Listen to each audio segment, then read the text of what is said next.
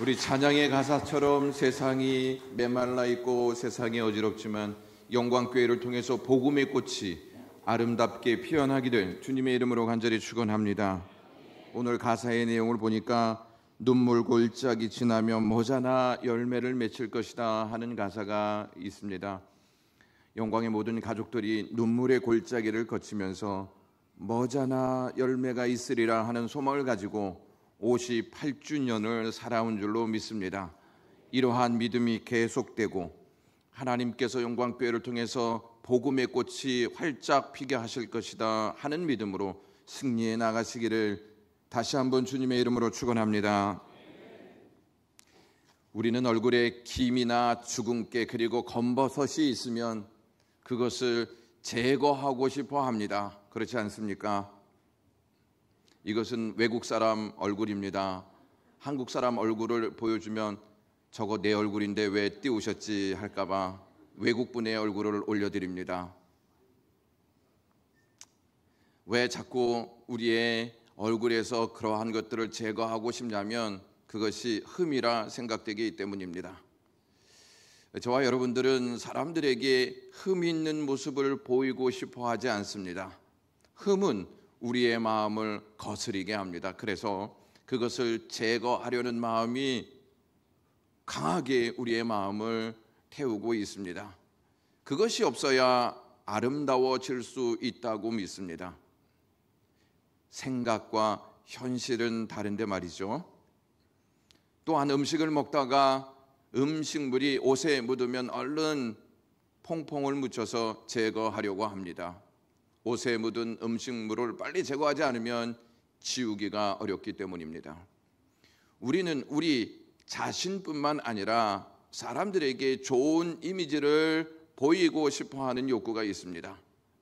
좋은 이미지는 곧 깨끗하고 아름다운 이미지입니다. 그래야 흠이 잡히지 않는다고 생각합니다. 흠은 우리의 마음을 불편하게 하고 흠이 크고 많을수록 우리는 자신감을 잃어버립니다. 따라서 우리는 불편한 마음을 없애고 자신감을 갖고 싶어 흠을 없애려는 것입니다. 그런데 이상하게 흠을 없애면 또 다른 곳에서 흠이 발견되는 것을 목격합니다. 그 흠이 발견되면 왜 그렇게 그것만 보이게 되는지 모르겠습니다. 우리는 흠을 없애야 직성이 풀립니다. 흠이 있는 것보다 흠이 없는 것이 낫기는 합니다. 그러나 외적인 것의 흠은 없애려고 하면서 내적인 흠은 없애려 하지 않는다면, 그것을 꽁꽁 숨겨 놓는다면 그것이 바람직하겠습니까? 우리의 눈에 우리의 흠이 보이듯이 하나님의 눈에는 우리가 보지 못하는 내적인 흠까지 다 보고 계십니다. 하나님은 우리의 김이나 주근깨 검버섯이 있는지 없는지에 대해서 주목하고 계실까요? 오늘도 우리의 얼굴을 보면서 기미가 몇 개 늘었구나, 주근깨 몇 개가 더 생겼네, 검버섯 몇 개인지 하나님께서 세어보시고 오늘은 지난주보다 흠이 더 많네 이렇게 안타까워하실까요? 그런 것들 때문에 하나님은 우리와 거리를 두시겠습니까? 하나님은 외적인 흠보다 내적인 흠을 보시고 그것을 해결할 수 있도록 우리에게 말씀하십니다. 우리에게 무엇을 제거해야 하는지 오늘 말씀을 통해서 확인해 보고자 합니다. 호세아 2장은 크게 둘로 나눌 수 있는데 2절에서부터 13절은 하나님께서 음란한 이스라엘 백성들을 징벌하시겠다 하는 의지를 보여주십니다. 그리고 14절서부터는 하나님이 이스라엘을 징벌하시고 후련해 하시면서 통쾌하다고 말씀하시지 않고 다시금 사랑으로 회복시키시겠다는 의지를 표명하십니다. 2절에서부터 13절을 하나님의 징벌적 사랑이라고 한다면 14절부터 하나님의 싸매시는 사랑이라고 제목을 붙일 수 있습니다. 부모가 자녀를 혼낼 때 단순히 미워서 혼을 내지는 않습니다. 자녀가 잘못한 것을 그대로 방치해두면 어떠한 결과가 그 자녀에게 임할지 알기 때문에 그것을 미연에 방지해 주고자 혼을 내는 것입니다. 부모가 자녀를 혼낼 때, 처벌할 때 매를 들어서 때리는 경우가 있는데, 매를 들어서 때리는 경우 가슴 아플 때가 있습니다. 제가 정의 정서를 키우면서 엄하게 한 부분이 있습니다. 공부 때문에 엄하게 한 것도 아니고, 키가 작아서 엄하게 한 것도 아니고, 식탐이 있어서 엄하게 한 것도 아니고, 너 참 못생겼다, 아빠 닮아서 좀 맞아야 되겠다, 이렇게 해서 때린 적도 없고 돈을 요구하기 때문에 엄하게 한 적은 없습니다. 거짓말을 했을 시에는 엄하게 매를 들고 때린 적이 있습니다. 다른 것은 몰라도 정인이와 정서는 거짓말을 하면 어떻게 되는지 경험해 보아서 잘 압니다. 매를 맞는 곳은 자국이 남게 되어 있습니다. 그럼 그 부위를 보고 부모는 쌤통이다, 맛 좀 봐야 정신을 차리지 하고 생각하지 않습니다. 안쓰러운 마음에 너무 심하게 때렸나 보다 하는 후회가 생기기도 합니다. 이것이 부모의 마음입니다. 하나님도 마찬가지가 아니겠습니까? 하나님은 이스라엘 백성들을 때려서라도 바른 길을 가게 하십니다. 그렇지 않으면 그릇된 길로가 패망하기 때문입니다. 하나님은 이스라엘을 징벌하실 때 무작정 예고 없이 하시지 않습니다. 우선 그들의 상태가 어떤지를 잘 알려주시고 그 상태에 계속 머물러 있으면 선지자를 보내시어 고통이 임할 것이다 라고 경고하십니다. 이 시대는 하나님이 경고하시는 시대입니다. 주님이 오시기 전 시대는 하나님이 경고하시는 시대라는 말씀입니다. 그래도 듣지 않을 시에 하나님은 그것을 바로잡기 위해서 징벌하십니다. 하나님은 이스라엘 백성들을 징벌하신 후에 그냥 버려두시지 아니하고 다시 쌓아매시는 은혜를 베푸십니다. 그 은혜가 있었기에 오늘날 이스라엘이 존속하고 있는 것입니다. 사랑은 방치해두지 않고 징벌과 싸매는 은총으로 온전한 삶을 살도록 인도합니다. 잘못을 했는데도 그냥 방치해두거나 징벌하지 않는 것은 무관심입니다. 하나님께서는 호세아에게 창녀인 고멜과 결혼하라 이렇게 명령하십니다. 호세아는 하나님의 명령을 듣고 어안이 벙벙했을 것입니다. 그러나 호세아는 하나님의 명령대로 고멜을 맞이하여 아내로 삼습니다. 호세아는 창녀였던 고멜을 아내로 맞이한 후에 그를 창녀로 취급하거나 정죄하지 않았습니다. 거리를 두지 아니하고 사랑하여 이남 일녀의 자녀를 낳았습니다. 첫째 아들은 이스라엘이라고 하는 아들이었는데 그 이름의 뜻은 하나님이 흩으신다 하는 것이었습니다. 둘째로는 로루하마인데 로는 아니다, 루하마는 국류를 입다 합성해서 국률이 여기심을 받지 못한다는 뜻입니다. 셋째는 로암미 있는데 로라고 하는 이 단어는 아니다, 암미는 하나님의 백성인데 로암미이기 때문에 하나님의 백성이 아니다 하는 이름을 갖게 되는 것입니다. 이는 하나님께서 버리시겠다는 심판의 선언이 담긴 이름들입니다. 이 얼마나 기가 막힌 이름입니까? 하나님께서 그러한 이름을 주신 것은 이스라엘 백성들의 악행 때문에 그러한 이름들을 주셨다는 것입니다. 그러나 하나님은 말씀대로 순종한 호세아에게 잉태된 자녀들의 이름을 바꾸십니다. 하나님은 죄 가운데 있는 그들을 회복시키시고자 결정하십니다. 하나님은 회복을 선포하실 때 항상 그러나라고 하는 단어를 쓰시면서 그러나의 은총으로 말씀하십니다. 하나님이 이스라엘을 흩으신다 이렇게 말씀하셨는데, 그러나 하나님은 이스라엘에게 큰 나라를 주시겠다 하시는 말씀을 하십니다. 하나님께서는 이스라엘 백성들이 죄 짓는 모습을 보시고 이제 다 끝내야 되겠다 이렇게 말씀하시면서 그들을 징벌하시지 않고 회복을 위해서 하나님께서 그들을 징벌하신다는 것입니다. 이스라엘 백성을 크게 하신다는 말씀은 하나님께서 이스라엘, 즉 이스라엘 땅에 은혜를 베푸셔서 그들이 다시 복을 누리게 하실 것이라는 의미를 담고 있습니다. 또한 딸 로루하마는 루하마로 국률이 여김을 받게 될 것이다 하는 내용으로 바꾸어 주십니다.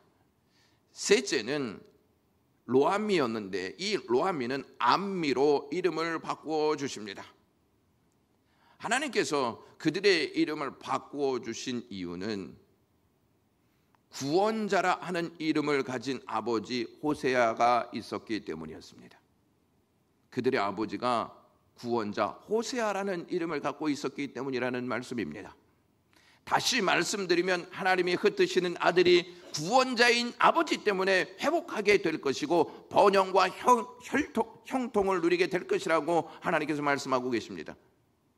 긍휼히 여김을 받지 못한 딸이 구원자이신 아버지 때문에 긍휼과 사랑을 잊게 된다는 것이고, 하나님의 백성이 아닌 아들이 구원자 아버지 때문에 하나님의 백성이 된다는 말씀을 하나님께서 하시고 있다는 것입니다. 하나님의 은혜로 호세아의 아내가 된 고멜은 하나님의 은혜를 깨닫지 못하고 계속 음행하는 모습을 보입니다. 현대인 성경으로 2절을 읽어드리겠습니다. 자녀들아, 너희는 너희 어머니를 책망하고 책망하라. 너희 어머니는 내 아내가 아니며 나는 그녀의 남편이 아니다. 그녀가 자기 얼굴에서 음란한 모습을 지워버리게 하고 그 유방 사이에서 음란을 제거하게 하라, 이렇게 말씀하십니다. 여기에서 어머니를 책망하라는 말씀을 하고 있는데, 이것을 다른 말로 하면 법정에서 고발하겠다 하는 말씀입니다. 무슨 말씀이냐면 호세아의 자녀들에게 하는 말씀입니다.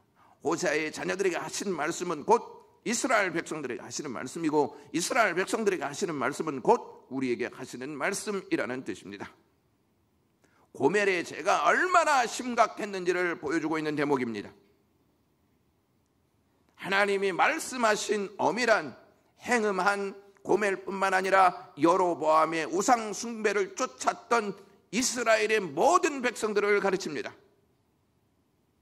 고멜이 남편이 있는데도 행음을 하는 것처럼 하나님께서 아내로 삼은 북쪽 이스라엘이 하나님을 섬기지 않고 우상을 숭배하는 악을 범하고 있다는 사실을 알려주고 있습니다.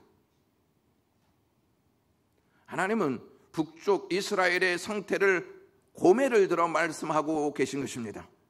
또한 하나님은 우리의 상태를 북쪽 이스라엘을 들어 말씀하고 계시는 것입니다.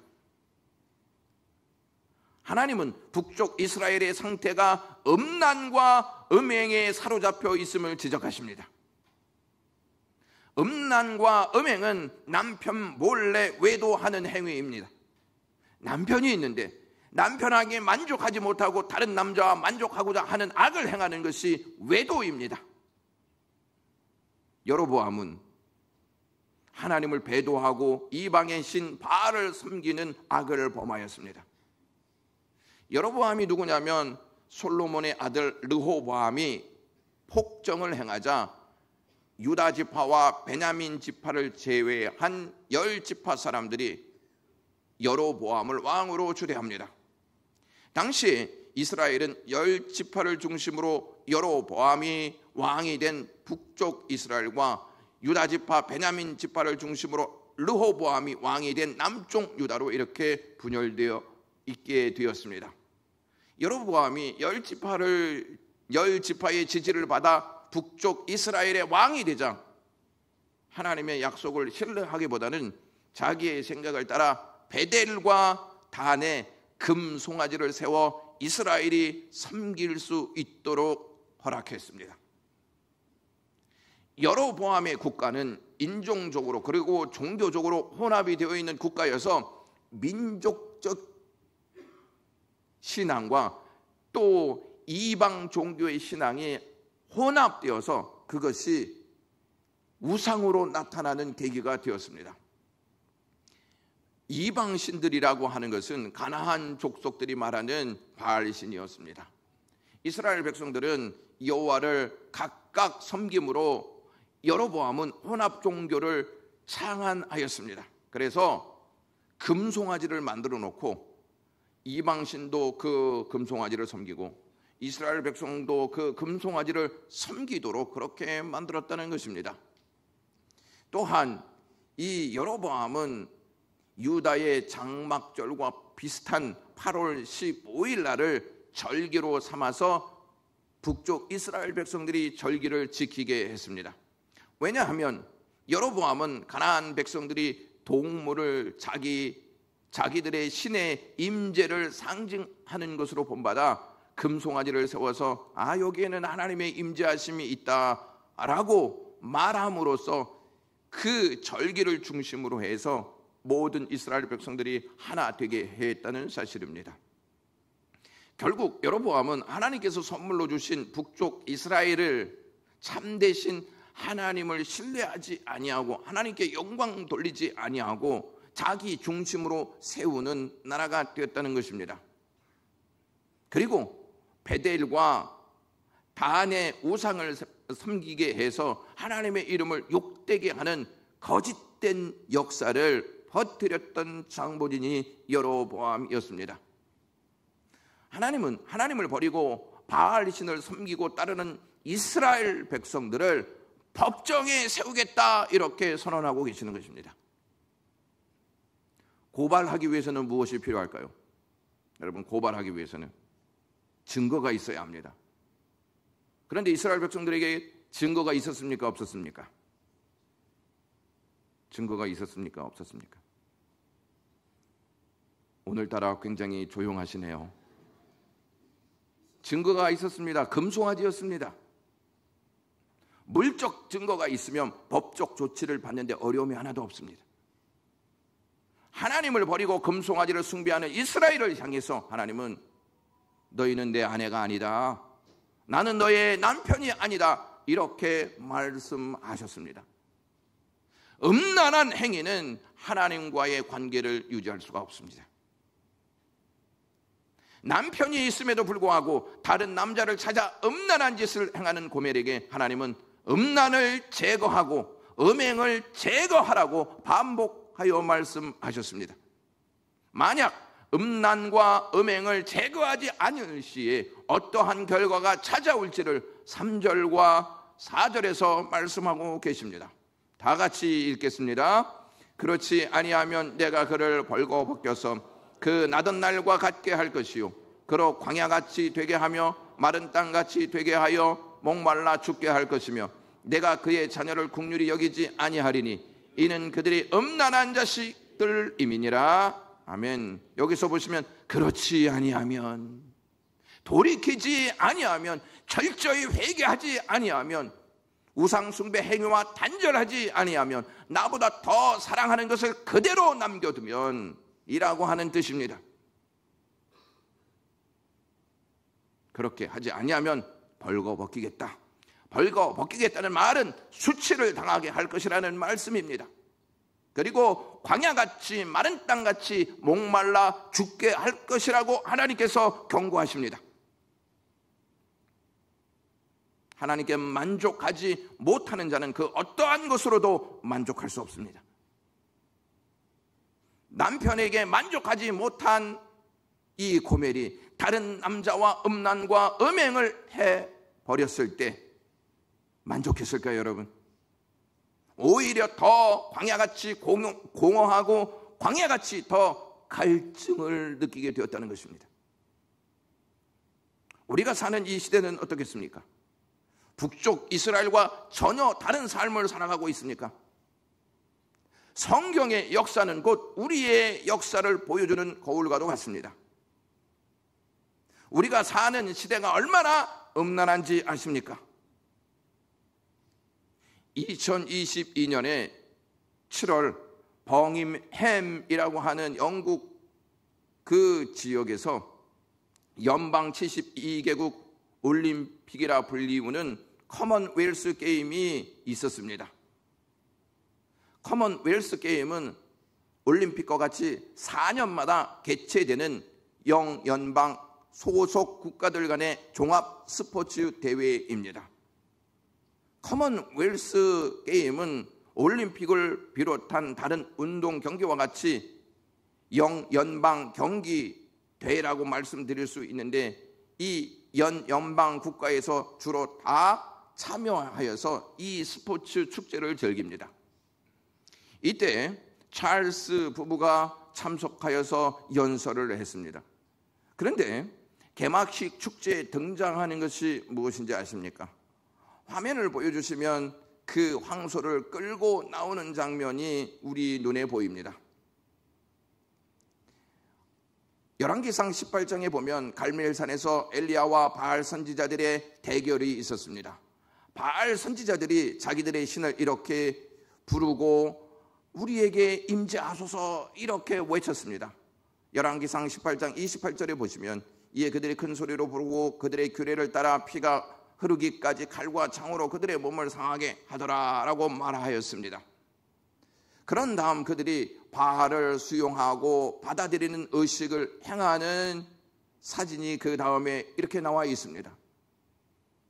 그 의식을 거행하는 리더격인 여성이 황소 위에 올라타 있습니다. 화살표 보시면 한 여성이 황소 위에 올라타 있는 모습을 볼 수가 있습니다. 이 장면은 계시록 17장 3절에 있는 말씀을 연상시키는 내용입니다. 곧 성령으로 나를 데리고 광야로 가니라. 내가 보니 여자가 붉은 빛 짐승을 탔는데 그 짐승의 몸에 하나님을 모독하는 이름들이 가득하고 7머리와 10뿔이 있었다라고 말씀하고 있습니다. 황소 주위에서 춤추던 사람들이 이제 어떻게 하냐면 경배합니다. 화면을 보여주시면 똑같은 장면이 이제 나오게 되는데, 계시록 13장 8절을 다시 한번 보여주시면 이렇게 말씀하십니다. 죽임을 당한 어린 양의 생명책에 창세 이후로 이름이 기록되지 못하고 이 땅에 사는 자들은 다 그 짐승에게 경배하니라 라고 기록되어 있습니다. 바알 제사의 핵심적인 내용은 짐승에게 경배하는 것입니다. 72개국이 모여서 황소 앞에 모여서 절을 하고 경배하는 의식을 벌입니다.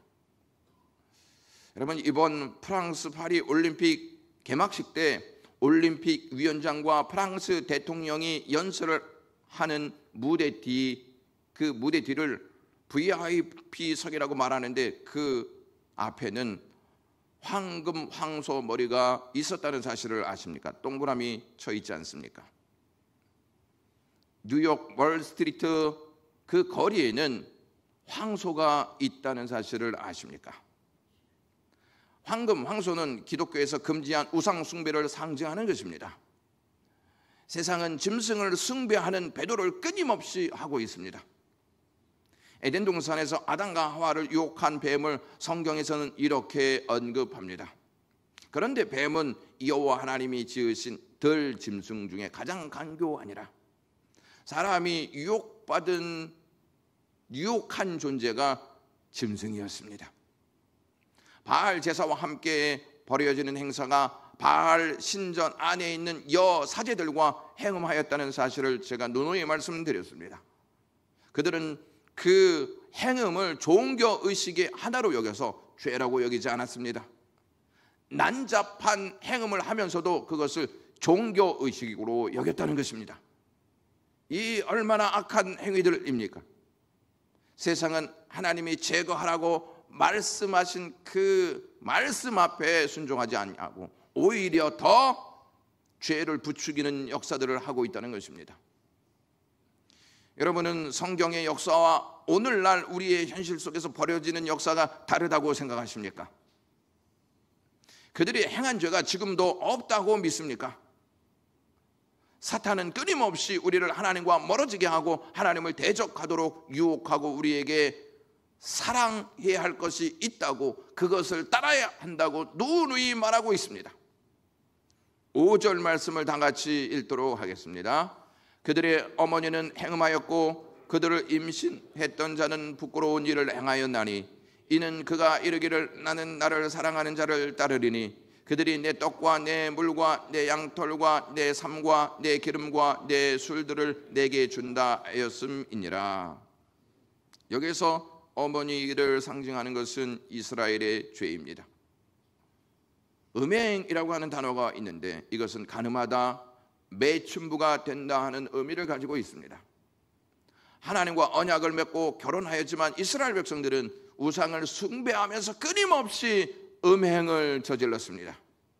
그리고 말하기를 나를 사랑하는 자를 따를 것이다. 그들이 자신들이 먹고 마시는 것을 주겠다라고 말하고 있는데 이스라엘 백성들은 지금 내 떡, 내 물, 내 양털, 내 기름, 내 술들이라고 말하면서 하나님 중심이 아닌 자기 중심적 사고 방식을 보이고 있습니다. 여기에서 자기 중심적 이스라엘 백성들의 모습을 보면 우상 숭배를 하고 자기 욕망을 따라 나갑니다. 바알을 섬기면요 마음껏 행음할 수 있습니다.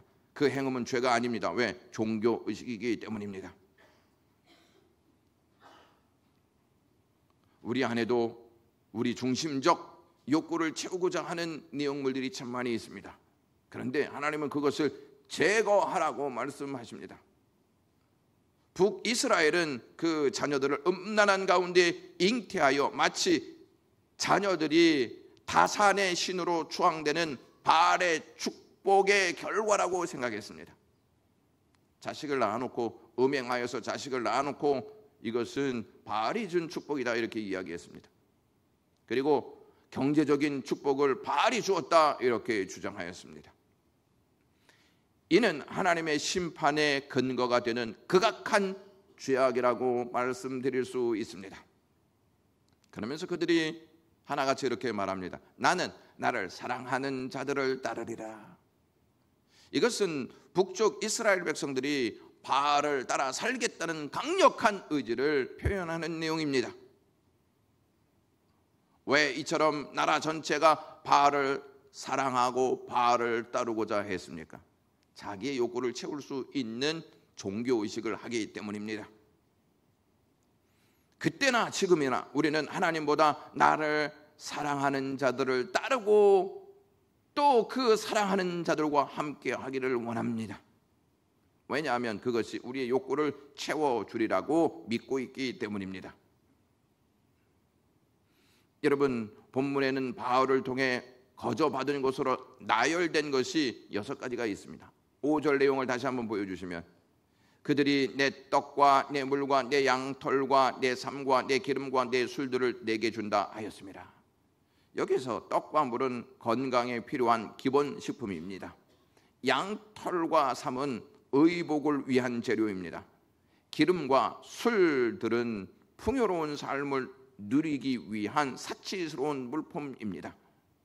사실상 이 모든 것들은 바알이 준 것이 아니고 하나님께로부터 왔는데 그들은 그것을 바알로부터 왔다고 주장하면서 하나님의 은혜를 배반하고 하나님의 이름을 모독하는 일을 행하고 있었습니다.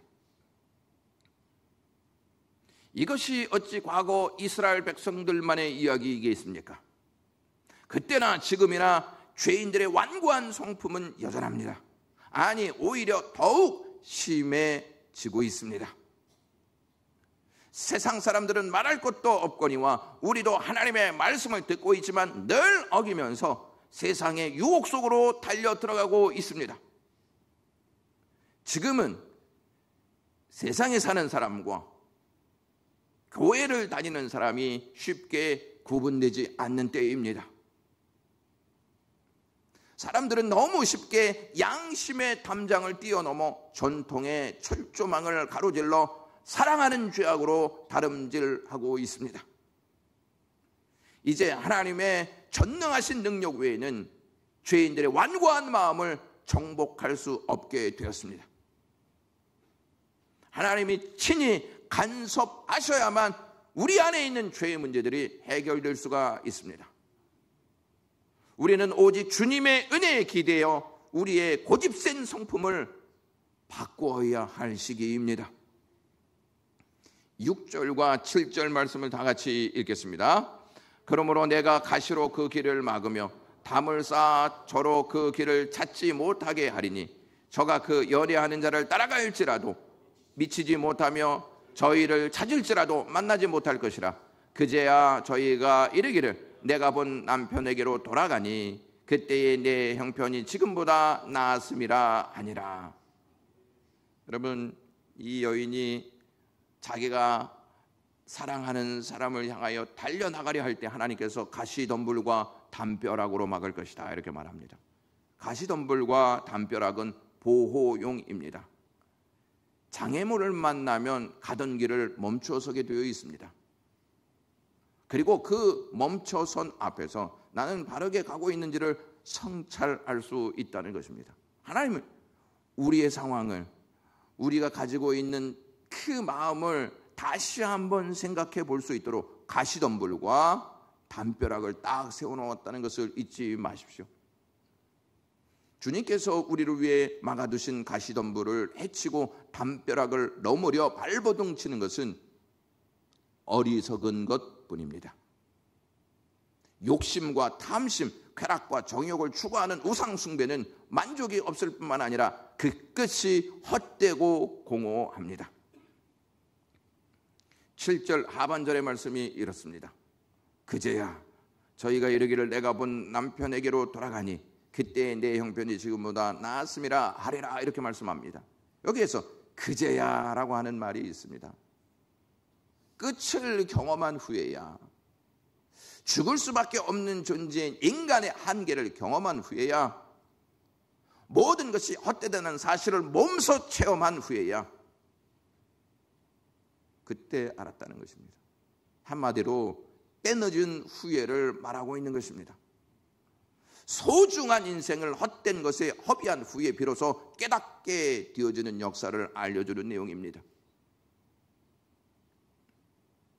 하나님은 우리를 징계하시는데요, 그 징계하시는 목적이 무엇이냐면 스스로 허물을 깨닫게 하시는 데 있습니다. 아, 내 허물이 이렇구나, 내가 거짓말을 했구나, 내가 잘못을 했네, 내가 음란한 짓을 했구나 하는 것을 깨닫게 하시기 위해서 하나님께서는 징계하신다는 것입니다. 징계하신 다음에는 우리가 이렇게 고백하게 되어지는 것이죠. 그때 내 형편이 지금보다 나음이라. 무슨 말씀이냐면 하나님의 품에 있으니 그때보다 지금이 더 낫다 하는 고백을 하고 있는 것입니다. 이걸 깨달으면 인생의 쓰라린 실패가 도리어 유익이 됩니다. 철저한 자각이 진정한 회개의 시작인 까닭입니다. 하나님이 징계하시는 목적은 이거예요. 어서 돌아와라 하는 말씀입니다. 이것을 빨리 깨닫는 것이 지혜입니다. 우리 모두는 음란한, 즉 하나님보다 더 사랑하는 것을 제거하고 그리스도 앞으로 돌아와야 하는 줄로 믿습니다. 예수 그리스도 앞으로 돌아오지 않고 사는 모든 삶은 우상숭배입니다. 몸은 교회에 있지만 마음과 삶이 예수 그리스도와 함께 가지 않는 것은 모두 우상숭배입니다. 주님은 나를 구원하시어 아내로 삼으시려고 모든 사랑을 십자가에서 다 쏟으셨습니다. 저와 여러분들은 십자가를 보면서 우리가 알아야 할 것이 있습니다. 무엇을 알아야 하냐면 주님은 나를 위해 십자가를 지시려고 그 앞에 있는 모든 것을 제거하셨다. 그래서 나를 가장 사랑하시는 분은 예수 그리스도 한 분밖에 없다는 것을 알게 된다는 것입니다. 그러므로 우리 역시 주님보다 더 사랑하는 것을 제거하는 것이 신앙 속에서 나타나야 합니다. 하나님보다 더 사랑하는 것을 제거하는 것, 그것이 주님을 사랑하는 자의 모습입니다. 기도하겠습니다. 하나님 아버지, 오늘도 저희가 무엇을 제거해야 하는지를 알게 해주시니 고맙습니다. 주님을 더 사랑하는 것 제거할 수 있게 하시옵소서. 주님은 우리를 위해 십자가에서 돌아가시기 위해서 앞에 있는 모든 것을 제거하셨다는 사실을 알았습니다. 우리도 제거하면서 주님을 더 사랑하는 믿음의 아름다운 하나님의 백성들 되게 하시옵소서. 예수 그리스도의 이름으로 기도드리옵나이다. 아멘. 찬송가 284장 하시겠습니다.